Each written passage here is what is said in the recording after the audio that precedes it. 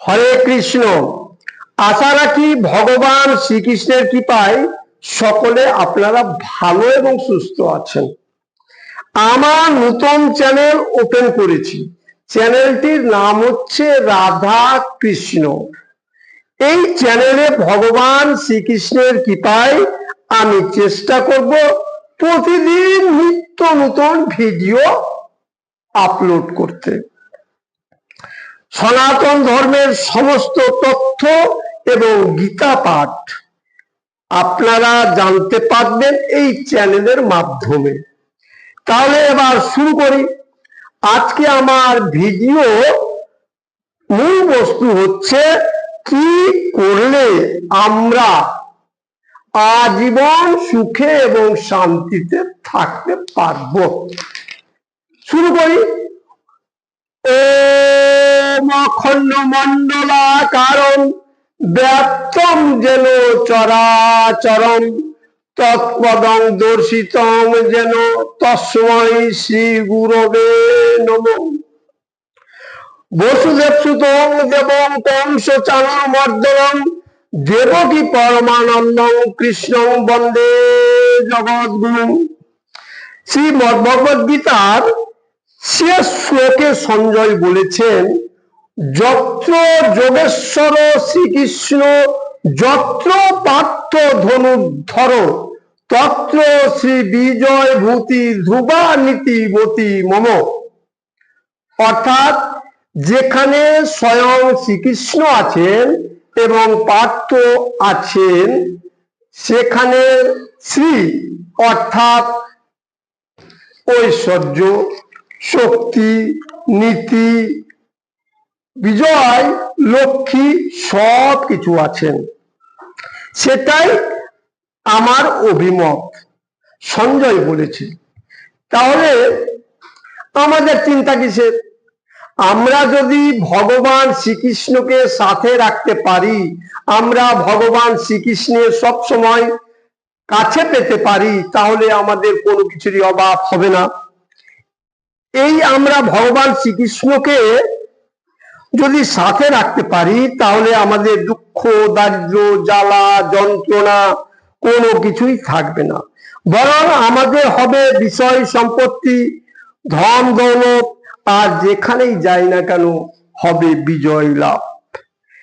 আমাদের মধ্যে অসাধারণ শক্তি ও ন্যায় নীতি বর্তমান থাকবে। তাহলে আমাদের জীবনে আর কি দরকার? প্রতিদিন যদি আমরা 5টি কাজ করি তাহলে কোনো কিছু অসুবিধা হবে না। সুখ শান্তিতে আজীবন থাকা যাবে এবং বৈকুণ্ঠে গমন হবে, অর্থাৎ আমরা যেখান থেকে এসেছি সেখানে ফিরে যেতে পারবো। তাহলে 5টি কাজ কি কি শুনুন। 1 নম্বর কাজ, প্রতিদিন অতি ভোরে উঠে ভগবান শ্রীকৃষ্ণের ছবি দেখে প্রণাম করবেন। যে কোনো একটা মন্ত্র বলে, বসুদেব সুতং দেবং কংস চাণূরমর্দনং দেবকী পরমানন্দং কৃষ্ণং বন্দে জগদ্গুরুং। তারপরে আপনারা যেটা পঞ্চতত্ত্ব ও হরিনাম কীর্তন। হরিনাম কীর্তন আসলে সবাই বুঝতে পারছেন। শাস্ত্রে বলেছে হরের নাম হরের নাম হরের নামই বকে বলম কলম নাস্তেব্য নাস্তেব্য নাস্তেব্য গতির অন্যথা। হরিনাম ছাড়া এই কলিযুগের কোনো গতি নাই, গতি নাই, গতি নাই। তাই হরিনাম করবেন। হরে কৃষ্ণ কৃষ্ণ কৃষ্ণ হরে হরে, হরে রাম রাম রাম হরে হরে। এইটা বলতে বলতে 10-এর রাস্তায় যাবেন। রাস্তায় গিয়ে বৈষ্ণব প্রণাম করবেন।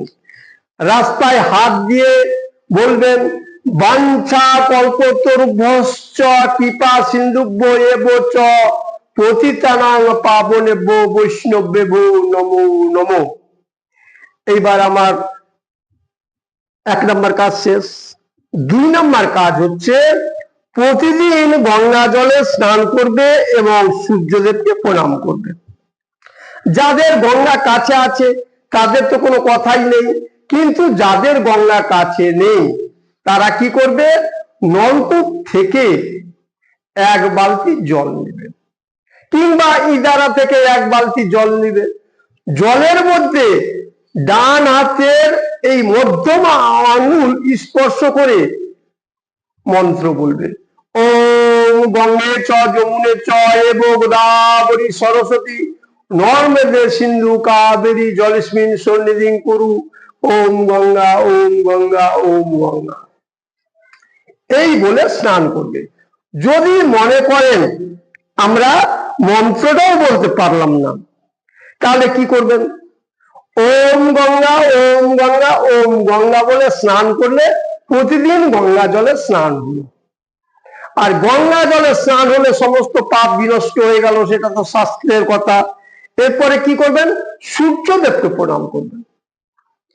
সূর্যদেবের দিকে মুখ করে জোর হাতে বলবেন, ওম জবাকুসুম শঙ্কাসং কাশ্যপেয়ং মহাদুতিম ধান্তারিং সর্বপাপ অগ্নঙ্ক তস্মি দিবাকরম।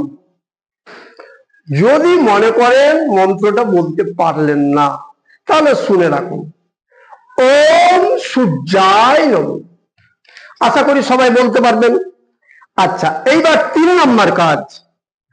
3 নম্বর কাজ হচ্ছে তুলসী মহারানীকে জলদান আর প্রণাম এবং প্রদক্ষিণ করা। তুলসী গাছে জল দেওয়ার মন্ত্র হলো ওম গোবিন্দ বল্লভাং দেবীং ভক্ত চৈতন্য কারিণীং স্নাপয়ামি জগদ্ধাত্রীং কৃষ্ণ ভক্তি প্রদায়িনীং। এইটা বলে জল দিবে। তারপরে প্রণাম করবে, ওম বৃন্দাবৈ তুলসী দেব্যই প্রিয়াই কেশবস্য চ বিষ্ণু ভক্তি পদে দেবী সত্যভক্তেই নমো নমঃ। প্রণাম করার পরে তুলসী মহারানীর চারদিকে প্রদক্ষিণ করবেন, ঘুরবেন। কি বলে? মন্ত্র বলে। হাততালি দিয়ে ঘুরলে খুব ভালো হয়। জানি তানি চ পাপানি ব্রহ্ম হত্যাদি কানি চ তানি তানি প্রণশন্তি প্রদক্ষিণ পদে পদে। এই বলে ঘুরবেন। এবার 4 নম্বর কাজ হচ্ছে ভক্তি ভরে ভগবান শ্রীকৃষ্ণের পূজা ও প্রণাম করবেন। ভগবান শ্রীকৃষ্ণের পূজায় আহামরি কিছু লাগে না। গীতা 9ম অধ্যায়ে 26 নম্বর শ্লোকে ভগবান বলেছেন, পত্রং পুষ্পম ফলং ত্বং যো মে ভক্তা প্রযচ্ছতি। অর্থাৎ যে বিশুদ্ধ চিত্ত নিষ্কাম ভক্ত ভক্তি সহকারে পত্র পুষ্প ফল ও জল অর্পণ করেন, আমি তার সেই ভক্তিপ্রত উপহার প্রীতি সহকারে গ্রহণ করি। তাহলে কটা জিনিস লাগছে? পত্রম পাতা, পুষ্পম ফুল, পত্রম পুষ্পম ফলম ফল, একটাই ফল, আর তোম জল। এই 4টা জিনিস শ্রীকৃষ্ণের পূজায় লাগছে। এই কটা দিয়ে পুজো করলেন। পুজো করার পরে তাকে কি করলেন? প্রণাম করলেন। প্রণাম মন্ত্র তো অনেকেরই জানা আছে, অনেকটাই আছে শ্রীকৃষ্ণের প্রণাম মন্ত্র। যে কোনো একটা প্রণাম মন্ত্র বলে প্রণাম করবেন, একদম কায়মনোবাক্যে। হে কৃষ্ণ করুণা সিন্ধু দীনবন্ধু জগৎপতে গোপেশ গোপিকা কান্ত রাধা কান্ত নমস্তুতে। এইটা বলে প্রণাম করলেন। এইবার 5 নম্বর কাজ হচ্ছে গীতার অধ্যয়ন কিংবা শ্রবণ। গীতা পড়তে হবে, প্রতিদিন গীতা পড়তে হবে কিংবা শুনতে হবে। যারা কর্মব্যস্ত মানুষ, যারা সময় পাচ্ছেন না, আমি অফিস যাব, আদালত যাব, বাড়ির কাজ করব, ছেলে মেয়েকে স্কুলে পাঠাবো, আমায় কখন গীতা পড়বো, তখন কি করবেন? কর্মব্যস্ত মানুষের জন্য আমি আগের ভিডিওতে 5 মিনিটে কি করে গীতা পাঠ করা যায় সেইটা আপলোড করব। আপনারা সাবস্ক্রাইব করবেন, ভিডিওটা আপনাদের কাছে খুব তাড়াতাড়ি পৌঁছে যাবে। কি করে 5 মিনিটে গীতা পাঠ করা যায়। তাহলে গীতা পাঠ অবশ্যই করতে পারবেন 5 মিনিটে, কিংবা শ্রবণ করতে পারবেন।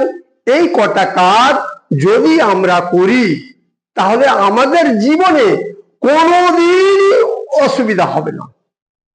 আমি আপনাদের গ্যারেন্টি দিয়ে বলতে পারি, গীতা মতে কথা, শ্রীকৃষ্ণ ভগবানের কথা। গীতাই বলেছেন নিয়তিকে ন বাধ্যতে নিয়তি, কেউ বাধাইতে পারে না। শ্রীকৃষ্ণ ভগবানের কৃপাতে এখন পর্যন্ত কেউই কোন রকম নিজের ইচ্ছায় কিছু করতে পারবেন না। শ্রীকৃষ্ণের কৃপাতে সকলেই সুস্থ এবং ভালো থাকবেন যদি এই 5টা কাজ প্রতিদিন করতে পারেন। ওম তৎসৎ, ওম তৎসৎ, ওম তৎসৎ।